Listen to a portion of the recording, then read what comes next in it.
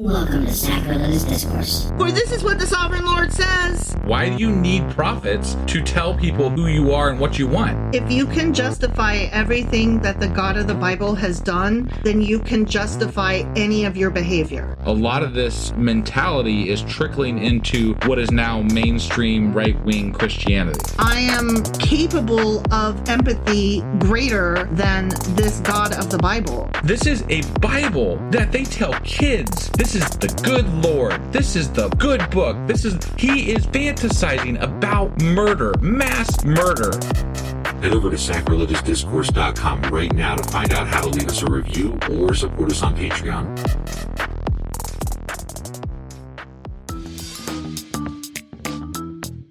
Hey there, sinners and saints. It's your favorite Bible-bashing duo from Sacrilegious Discourse, and we need your help. That's right, folks. We're raising funds for some heavenly equipment and a studio that doesn't sound like it's in the depths of hell. Our current setup, let's just say it's more apocalypse than audiophile. So if you want to hear us dissect the Bible without the background noise of demonic squirrels, chip in a few bucks. We're aiming for $5,000 to upgrade our audio and build a studio worthy of blasphemous banter. Donate today and help us spread the good word of atheism. You can find a link right on our homepage, sacrilegiousdiscourse.com. Every dollar counts. Even if it's from your collection plate.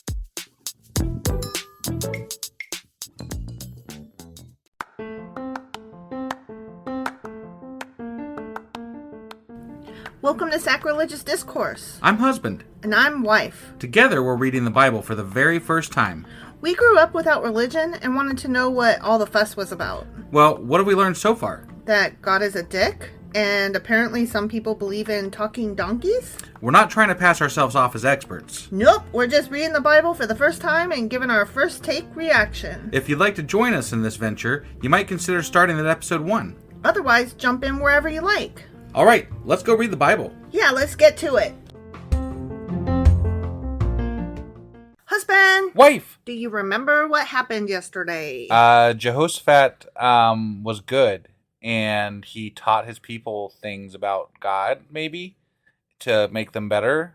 And he had his priesty guys copy copies. Like first print edition Bible-y thing sort of stuff. Like, go forth and teach the peoples. Right, yeah. I didn't think they had that thing with them anymore. So I know, right? And there it was, according to the chronicler. Right. Who is a renowned liar. I mean, that's my take. So, right. Anyway, that was 2 Chronicles chapter 17. Sure as fuck was. And today we're getting into 2 Chronicles chapter 18. All right, let's go do this. Okie dokie.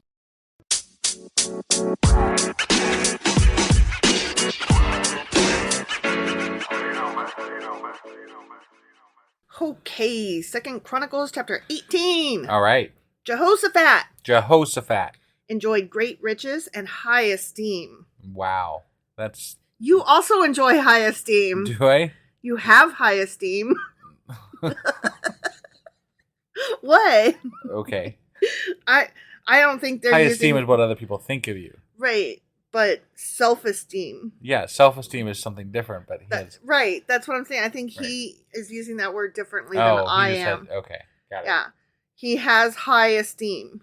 Got it. So they're saying that he is well liked by others. Yes. Whereas I was saying you have high esteem, but you have high self-esteem. Right. I'm also well liked by others. Come on now. It's true. You like yourself for good reason because other people like you too. It's true. And he made an alliance with Ahab of Israel.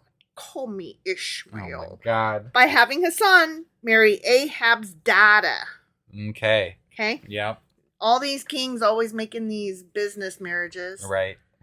A few years later, back at the ranch, he went to Samaria to visit Ahab, who prepared a great banquet for him and his officials.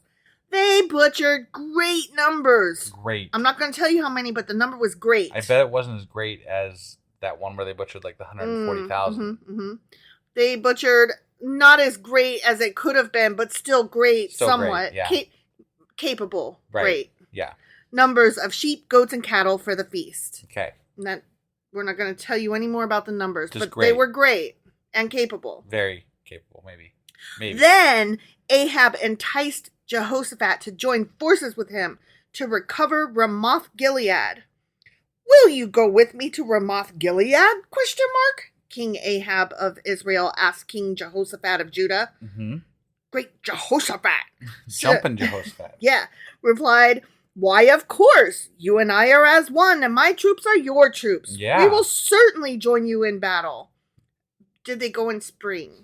Did they get paid for this, or was it just like voluntary? Right. I'm just wondering, like, did he get some gold for this? Because then it's not so magnanimous. But listen, this is important. Then Jehoshaphat added, you know what? I keep saying Jehoshaphat, but it's Jehoshaphat. Jehoshaphat. I did that last time too. Yeah.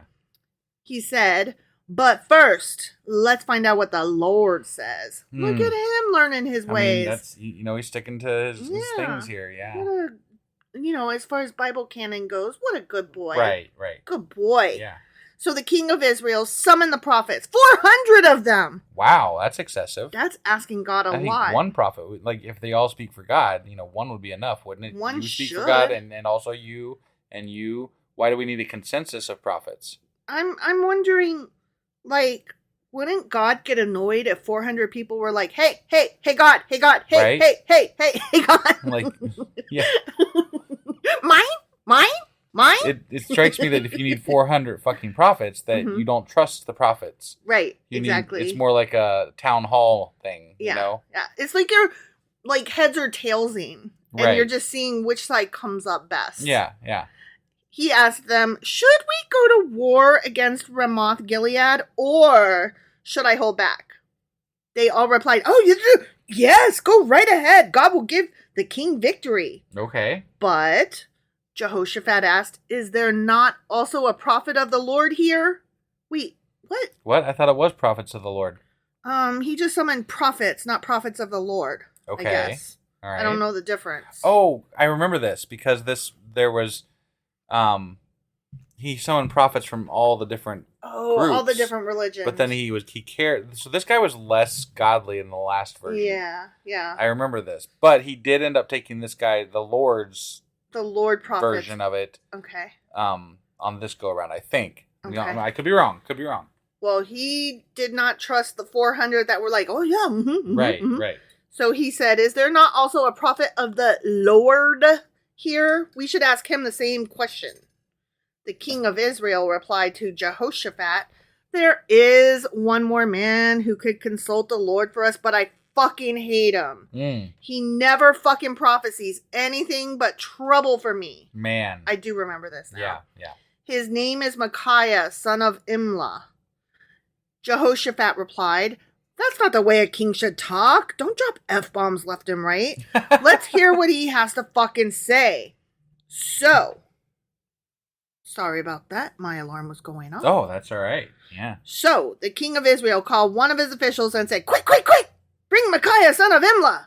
King Ahab of Israel and King Jehoshaphat of Judah, dressed in their royal robes, as you do when you have a prophet coming in, Right. were sitting on their thrones at the threshing floor near the gate of Samaria. All of Ahab's prophets were prophesying there in front of them. Okay. One of them, Zedekiah, son of Kenana, I think, made some iron horns and proclaimed, this is what the Lord says. With these horns, you will fucking gore the Arameans to death. Wow. All the other prophets agreed. Yeah, they said, go up to Ramoth Gilead and be victorious, for the Lord will totally totes give the king victory. Okay. We are so into violence, war, and killing. Do it! Right. Meanwhile, the messenger who went to get Micaiah said to him, look, all the prophets are promising victory for the king. Be sure that you agree with them and promise success. But Micaiah replied, as surely as the Lord lives, I will say only what my God says. When Micaiah arrived before the king, Ahab asked him, Micaiah, should we go to war against Ramoth Gilead, or should I hold back? Micaiah replied sarcastically, yes, go up and be victorious, for you will totally have victory over them. But the king replied sharply, how many times must I fucking demand that you speak only the goddamn truth to me when you speak for the Lord, stupid butt? I can tell you're being sarcastic. Yeah, because it said sarcastic, and that's So the tone that I applied to your voice. Speaking of which, I hope people can tell when I'm being sarcastic.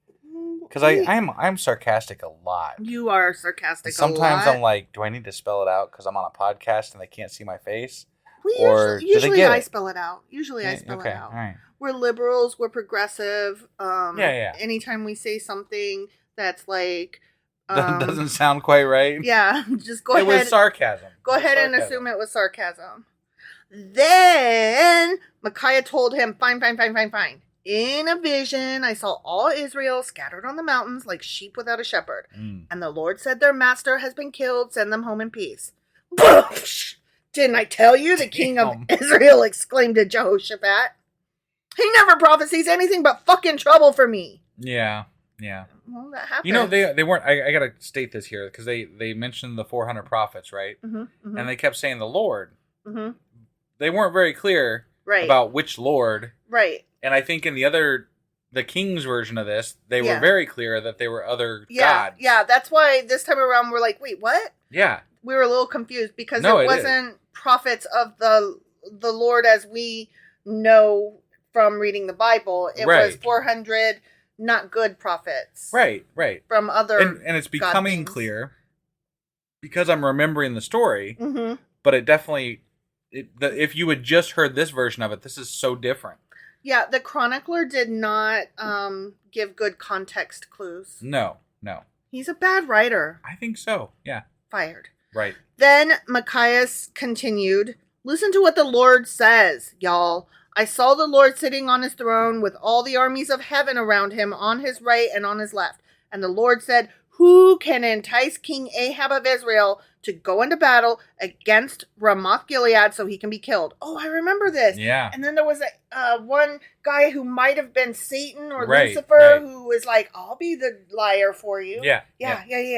There were many suggestions. And finally a spirit approached the Lord and said, I can do it. How will you do this? The Lord asked. And the spirit replied, I'm going to go out and inspire all of Ahab's prophets to speak lies. You will succeed, said the Lord. Go ahead and do it. Man, he's setting them up for fail. Like God's like, you're going to succeed at making them fail. Yeah. That's crap. That's bullshittery. And this guy's like teamed up with Jehoshaphat. Yeah. And that guy's on God's side, according to God. Yeah. Or whatever. Right. You know, but... Right. So what's going on? I don't know. I don't get it. All right. So you see, continued Judah, the Lord has put a lying spirit in the mouths of your prophets, for the Lord has pronounced your doom. Then Zedekiah, son of Kenana, walked up to Micaiah and slapped him across the motherfucking face.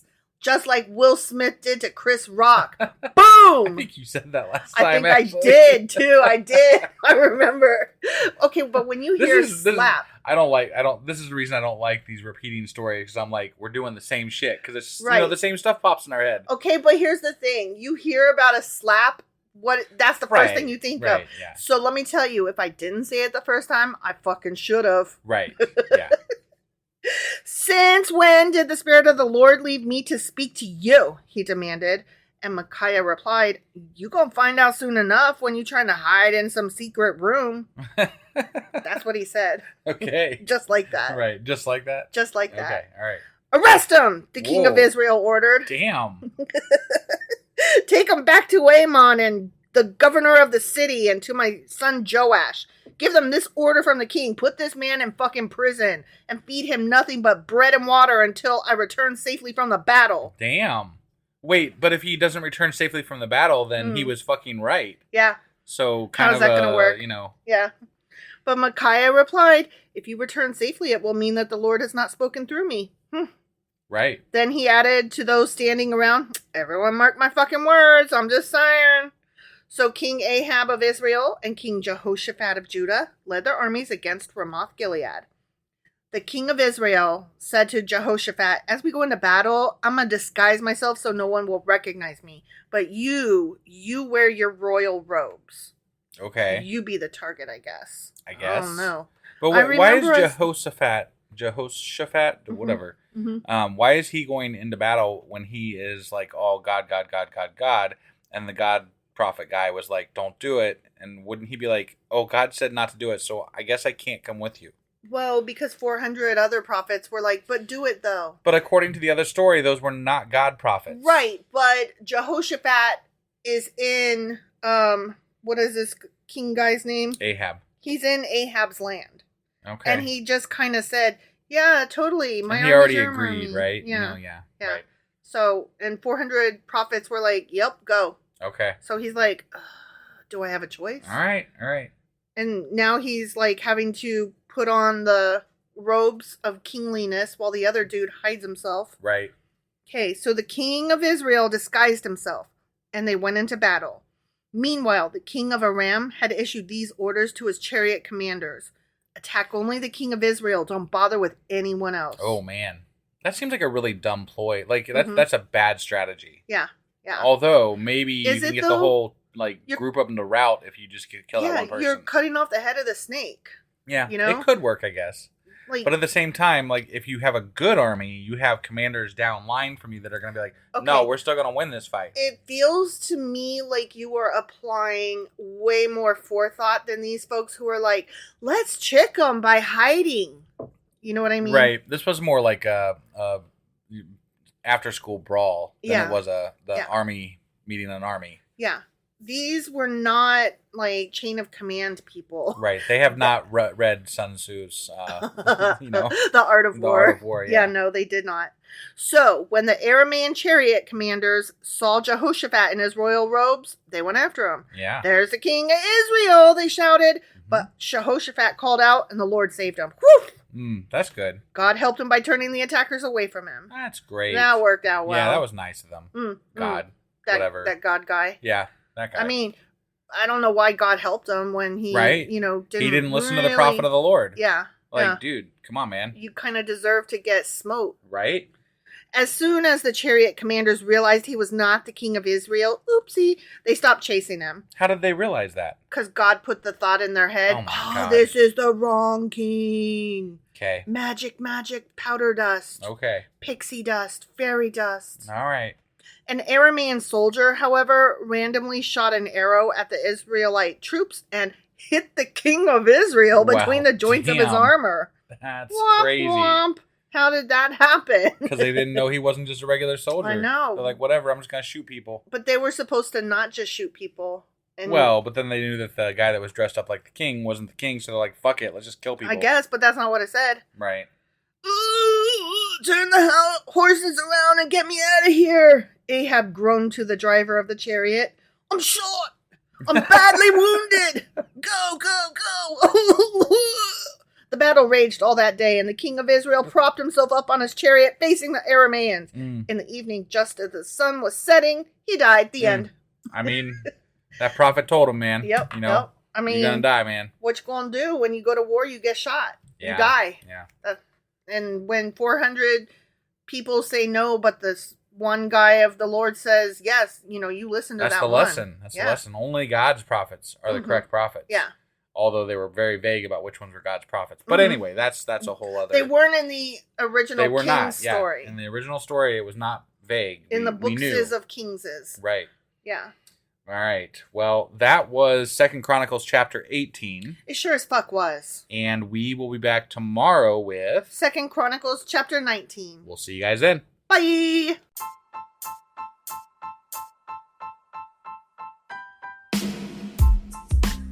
Hey, wife. I guess that's the end? But husband, that's just sad. It doesn't have to be. We are on lots of social media platforms like Twitter.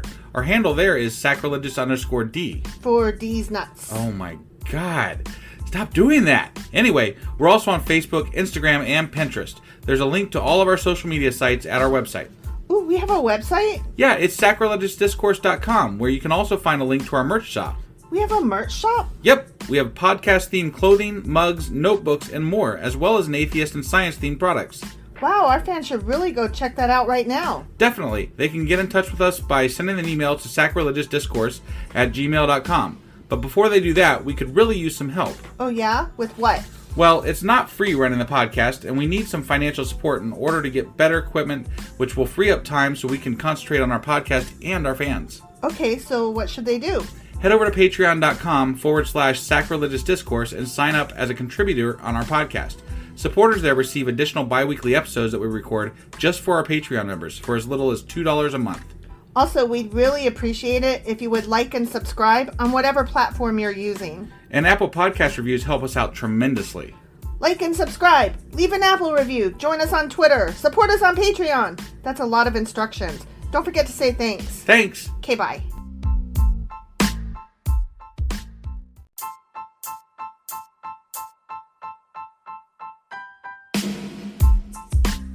Hey wife, I guess that's the end? But husband, that's just sad. It doesn't have to be. We are on lots of social media platforms like Twitter. Our handle there is sacrilegious_D. For D's nuts. Oh my god. Stop doing that. Anyway, we're also on Facebook, Instagram, and Pinterest. There's a link to all of our social media sites at our website. Ooh, we have a website? Yeah, it's sacrilegiousdiscourse.com, where you can also find a link to our merch shop. We have a merch shop? Yep, we have podcast-themed clothing, mugs, notebooks, and more, as well as an atheist and science-themed products. Wow, our fans should really go check that out right now. Definitely. They can get in touch with us by sending an email to sacrilegiousdiscourse@gmail.com. But before they do that, we could really use some help. Oh yeah? With what? Well, it's not free running the podcast, and we need some financial support in order to get better equipment, which will free up time so we can concentrate on our podcast and our fans. Okay, so what should they do? Head over to patreon.com/sacrilegious discourse and sign up as a contributor on our podcast. Supporters there receive additional bi-weekly episodes that we record just for our Patreon members for as little as $2 a month. Also, we'd really appreciate it if you would like and subscribe on whatever platform you're using. And Apple Podcast reviews help us out tremendously. Like and subscribe, leave an Apple review, join us on Twitter, support us on Patreon. That's a lot of instructions. Don't forget to say thanks. Thanks. Okay, bye.